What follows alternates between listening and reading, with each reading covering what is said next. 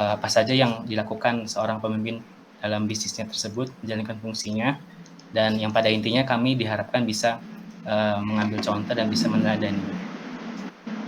Yang pada kesempatan kali ini, kelompok kami memilih kakak sebagai sosok pemimpin untuk bisa kami wawancarai. Oh ya kak, sebelumnya kami minta izin ya kak untuk merecord untuk dokumentasi. Ya. Ntar lu. Soalnya lagi hujan sih. Oh iya. Iya. Gimana? Partai ini. Sebentar kak, saya coba record dulu. Kalau segini cuk. Iya, gimana?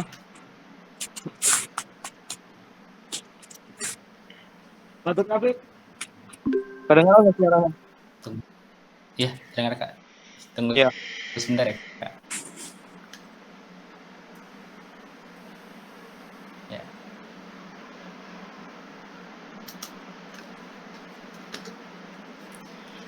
Oke kak, mungkin untuk yang pertama ini kak tentang pertanyaannya tentang usaha kakak, mungkin bisa diceritakan kak, Habibie Rotan Furniture itu apa sih kak, dan mungkin inspirasi awal kakak mendirikan usaha ini. Ini tuh apa namanya, bergerak di bidang furniture ya, terutama untuk perabotan rumah tangga. Ada kursi, ada ayunan, macam segalanya. Intinya untuk furniture kebutuhan rumah.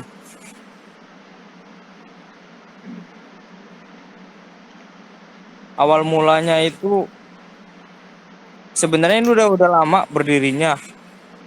Berjalannya ini mulai pandemi kemarin 2 tahun yang lalu. Pandemi kemarin kan lumayan banyak efek sampingnya tuh, maksudnya hampir banyak kena dampaknya.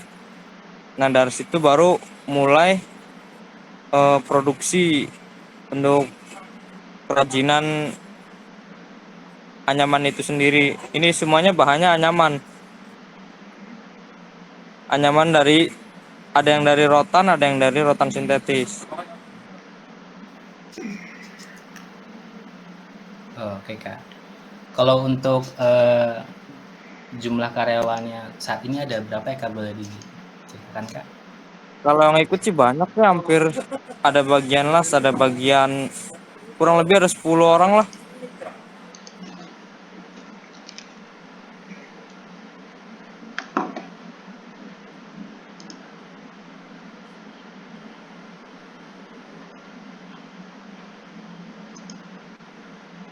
Dari teman-teman yang lain mungkin ada pertanyaan, mangga.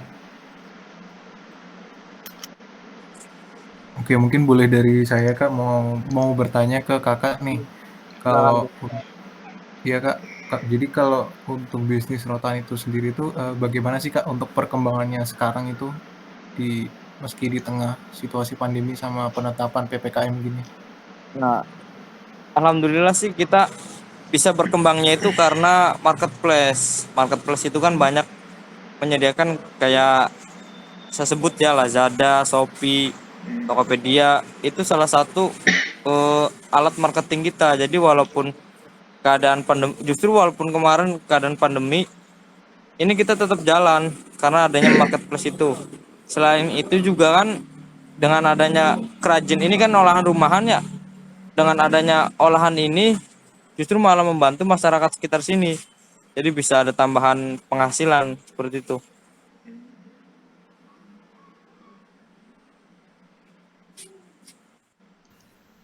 Oke, baik kak. Mau pertanyaan selanjutnya ya kak, untuk bisnisnya kak ini sendiri, apakah pernah menerima komplain dari konsumen gitu kak waktu menjalankan Banyak bisnisnya? banget. Ini kan kita kan kerjasamanya dengan pihak ekspedisi. Ya. Yang namanya komplain barang rusak itu udah sering. Kursi patah, tiang ayunan besi patah, anyaman rusak, itu udah sering. Tapi kan balik lagi ke kita sebagai produsen, mau tidak mau ya wajib mengganti itu semua. Karena udah komitmen kami, ibaratnya memberikan pelayanan yang terbaik untuk konsumen. Jikalau memang itu kerusakannya benar-benar pure dari pihak ekspedisi ataupun dari kami, baru itu kita bisa tanggung 100% penggantiannya, baik berupa barang kembali ataupun uang seperti itu. Kalau untuk sistem menerima komplain dari konsumen itu apakah udah ada sistemnya sendiri kayak misalkan diterima melalui customer service atau masih ditangani oleh beberapa orang ya Kak? Atau gimana? Kita di sini ada customer service-nya juga. Kadang-kadang kalau emang tidak bisa di-handle ya paling orang-orang yang berkompeten lah, maksudnya yang lebih paham mengenai produknya itu sendiri, nanti bisa dibantu sama mereka buat menyelesaikan. Kalau emang masalahnya benar-benar tidak bisa diselesaikan lah, biasanya kan kita cari cara kekeluargaan terlebih dahulu, apakah mau pengembalian uang ataupun pengembalian barang baru atau mau bagaimana seperti itu. Kalau udah ketemu titik tengahnya ya udah kita jalan, tapi kalau misal sama-sama tidak ketemu titik tengahnya ya biasanya pengembalian uang 100% dan barang tidak diterima kembali ke sini, udah barang buat konsumen seperti itu. Oke, berarti emang sudah ada customer service-nya tersendiri gitu ya Kak ya? Ada, betul ada.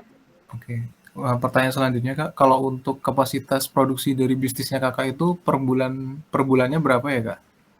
Ini kapasitas apa, maksudnya kapasitas omset kah Produksi. atau produknya? Kapasitas produksinya Kak? Tidak nentu ya, kadang sehari bisa nyampe 50, kadang lebih. Apalagi kalau lagi pesanan lagi banyak kan kita biasanya kejar targetnya di orang-orang produksinya, mungkin ditambah jam kerjanya atau lembur seperti itu. Ya, oke. Kalau untuk kapasitas produksi dari waktu sekarang pandemi sama sebelum pandemi itu gimana Kak perbandingannya gitu kalau menurut Kakak sendiri? Apakah ada kenaikan atau penurunan gitu atau gimana? Selama pandemi ini justru malah ada kenaikan kalau di kami, Oh, karena penjualan di marketplace-nya lagi bagus. Karena ada pandemi kan kemarin PPKM, orang nggak bisa keluar dan lain-lain, dan eh, mau belanja susah ya, lewat marketplace itu ya sangat membantu, justru makin meningkat seperti itu. oke. Berarti memang cukup terbantu dengan adanya marketplace seperti e-commerce gitu ya Pak segala macam. Iya, betul betul, seperti e-commerce kayak gitu sangat sangat membantu untuk kami UMKM gitu. Oke, oke. Mungkin dari teman-teman lain ada yang mau nanya ke kakaknya nih, boleh dilanjutin. Kak izin bertanya Kak, Ya, kalau silakan. Kakak sendiri itu punya pengalaman tersulit nggak Pak Kak saat memimpin perusahaan memimpin usaha di ini di usaha rotan ini, terutama Banyak sih. dari timnya gitu. Iya, terutama SDM sih ya. SDM, Iya. namanya SDM kan, yang pertama itu SDM, kendalanya. Namanya orang kan punya watak dan karakternya masing-masing. Satu, kedua itu biasanya dari bahan baku. Bahan bakunya itu kan kayak besi, bahan rotan dan lain-lain itu kan kita kadang-kadang masih ngambil dari tempat lain. Itu sering kehabisan stok seperti itu.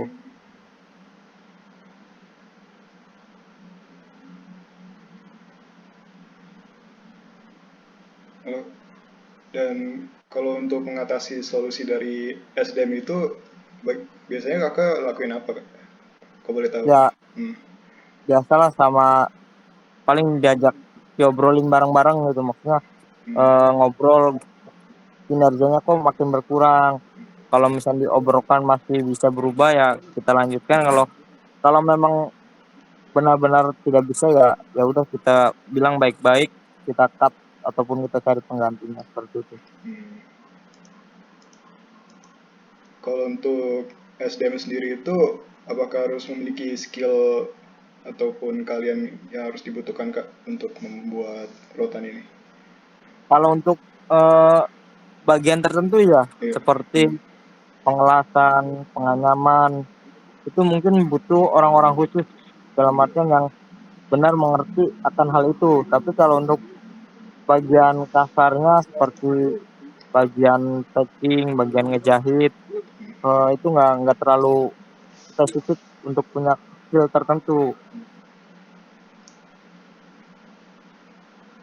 Tapi apakah kalau belum sama sekali memiliki pengalaman, apakah boleh diajarkan, Kak? Ya, boleh. Hmm. Asalkan kalau di Hmm. sini mau bareng-bareng belajar seperti itu. Nanti proses kedepannya kan kalau emang mau terus belajar ya kita bantu terus. Kalau emang tidak ya seleksi alam nanti akan ini sendiri apa namanya menyisakan sendiri mana yang benar-benar niat bekerja, mana yang hanya niat buat main-main saja seperti Oh itu. ya, benar, Kak. Oke, untuk mungkin boleh dilanjut oleh teman saya pertanyaannya selanjutnya. Hmm. Kak, mau bertanya ya Kak. Iya silakan. Mohon maaf sebelumnya Kak karena kameranya tidak bisa nyala karena sedang di luar ya Kak. Iya ya tidak apa-apa. Soal tadi udah menyinggung bagian pengelasan, penganyaman dan yang lainnya. Untuk struktur organisasi di Kakak itu ada divisinya terbagi bagiannya apa aja ya Kak? Biasanya divisinya itu yang pertama kan atasan terlebih dahulu. Ini sih bukan atasan lah ibaratnya sama-sama lah. Terus bagian produksi itu biasanya mengikuti eh, bagian pengalaman pengelasan. Terus bagian tools atau pengadaan alat. Terus bagian penganyaman, terakhir bagian pengiriman. Itu paling hanya kasarnya itulah gitu. Maksudnya sebenarnya sih tidak ada struktur resmi di sini ya. Hmm. Yang bisa ngerjain ini silakan kerjakan, yang bisa ini silakan kerjakan.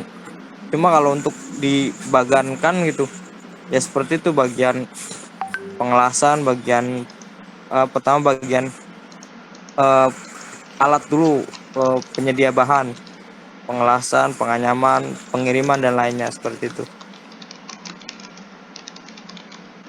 Iya Kak. Terus untuk gimana ya Kak? Misalkan ada pegawai atau dalam tim itu tidak sesuai gitu Kak, sesuai dengan apa tugas dan tanggung jawabnya gitu. Terus Kakak sebagai leader atau pemimpin di ini dalam perusahaannya gimana ya Kak? Buat negurnya gitu kan kadang gak enak juga atau bagaimana gitu Kak? Ya emang sih kadang-kadang sama-sama ini ada kendalanya mungkin nggak agak tidak enak tapi demi kebaikan bersama kan kita kan di sini bukan hanya satu individu aja banyak paling ya kalau satu kali dua kali tiga kali masih tetap sama ya mau tidak mau kita cut ataupun kita berhentikan seperti itulah kasarnya tapi alhamdulillah sih untuk selama ini orang-orangnya masih bisa bekerja dengan baik seperti itu. Oke Kak. Terus ini Kak, kalau ada reward atau apa ya penghargaan tertentu Kak untuk misalkan ada pegawai terbaik atau bagaimana? Oh, oh sini hitungannya tidak ada ya maksudnya sama sih semua sama rata gitu paling misalkan bonusnya itu kalau ya kalau ataupun ada bonus biasanya dari konsumen yang ngasih reward lebih dalam artian kasih tips dan lain-lain yaitu untuk mereka masing-masing tapi kalau dari pihak sininya tidak gitu maksudnya sama rata semua lah. Oh ya, terus menurut Kakak karakter pemimpin yang ideal itu seperti apa ya Kak? Leader yang ideal itu Kak? Yang pertama sih harus memanusiakan manusia lah itu dalam artian nggak tidak mandang oh saya atas ini saya harus ngituin bawahan saya ini tidak maksudnya dalam artian ya memanusiakan manusia lah memandang sama gitu mau kamu atasan mau kamu bawahan sama-sama saling membutuhkan sama-sama kita harus punya sifat simbiosis mutualisme yang A butuh yang B juga butuh kita sebagai yang punya owner kalau nggak ada yang kerja juga kita tidak bisa apa-apa tapi jangan sampai melampaui batas kewenangan-kewenangannya seperti itu. Oke Kak, makasih. Mungkin teman yang lain ada yang mau menambahkan?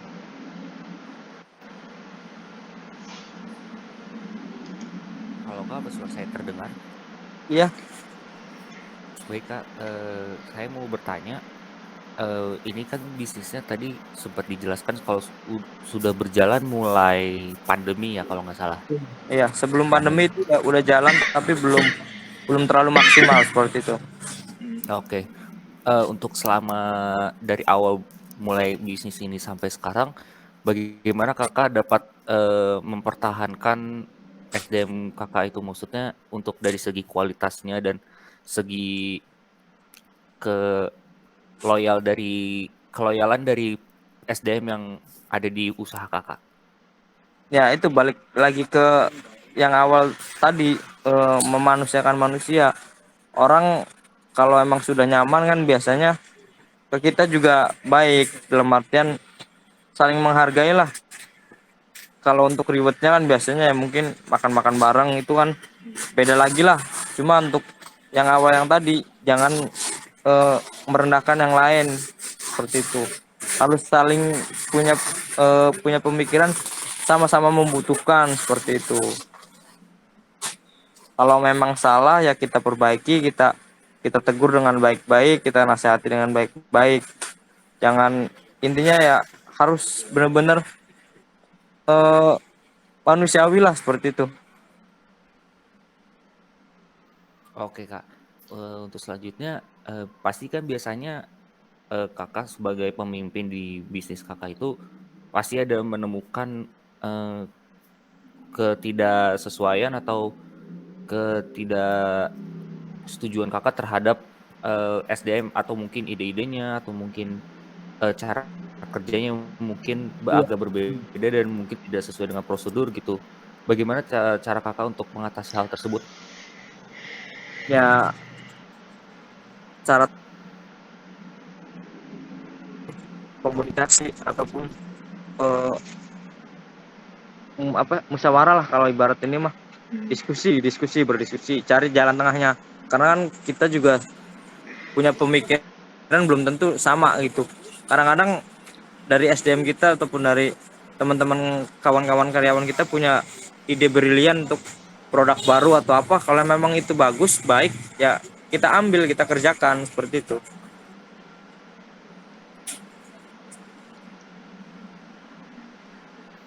Oke, baik Kak.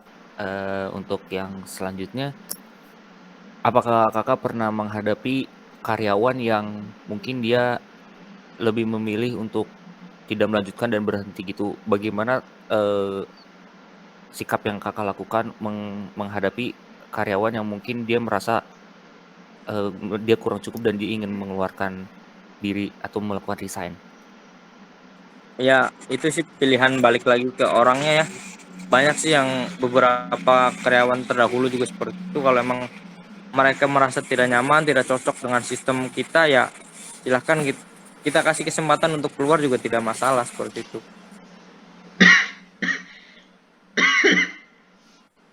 Oke, baik Kak. Terima kasih. Mungkin teman yang lain ada yang mau bertanya lagi?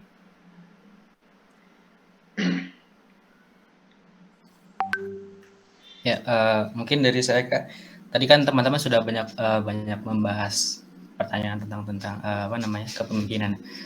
Saya balik lagi ke tentang usaha Kakak, mungkin bisa ini Kak saya ingin nanya, kan kalau misalnya apa namanya produk olahan rotan itu kan mungkin banyak ya, ada apa namanya kompetitor lainnya mungkin banyak yang juga menjalankan usaha yang sama. Mungkin kalau dari Habibie Rotan Furniture ini mungkin hal apakah yang membedakan dari apa namanya usaha-usaha yang lainnya?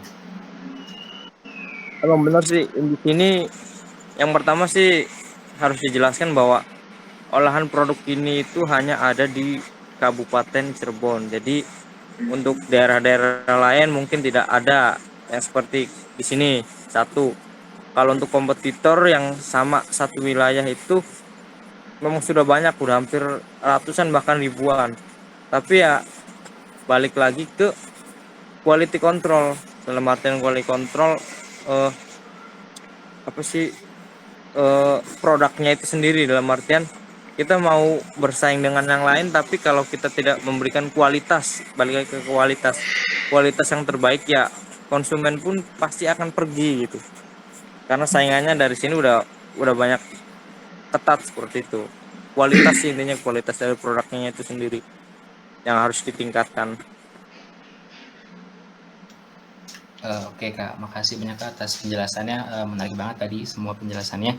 Mungkin ini jadi pertanyaan terakhir sebelum menutup wawancara pada hari ini. Kalau untuk mungkin bisa diceritakan Kak, mungkin kekurangan ataupun hal-hal apa yang ingin ditingkatkan di usaha Habibie Rotan ini Kak? Yang pertama sih SDM lah, itu sangat ya mungkin kurang lah, dalam artian kita hampir semuanya tanpa pendidikan ataupun tanpa pelatihan lah. Kebanyakan mereka otodidak, belajar dengan otodidak di sini tanpa pelatihan. Mungkin kedepannya mungkin kalau bisa lebih baik ada pelatihan seperti dari pihak pemerintah ataupun yang lainnya, itu mungkin lebih baik, dalam artian bisa meningkatkan skill-skill SDM yang ada di sini. Yang kedua, produk kita alhamdulillah untuk olahan yang sintetisnya keluar pulau udah bisa bersaing dengan produk-produk yang lainnya. Untuk ke mancanegara juga sebagian yang dari bahan asli rotan sudah mulai berjalan seperti itu. Mungkin itu aja sih.